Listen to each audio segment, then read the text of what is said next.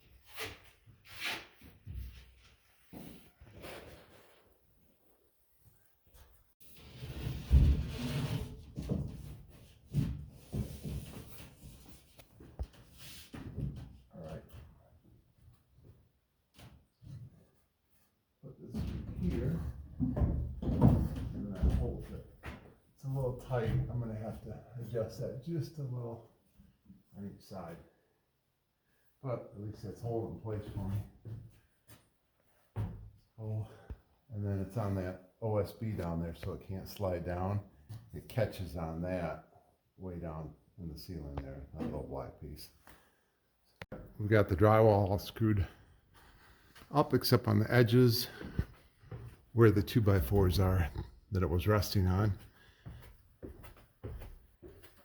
Down here is a screw for the pivot hinge on that side, and one screw over here for the pivot hinge on this side.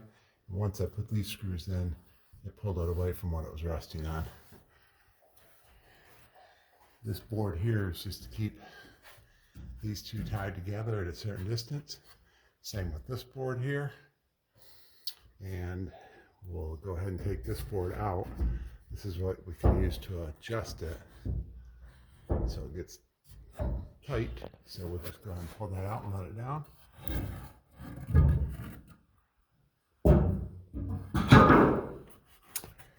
then we can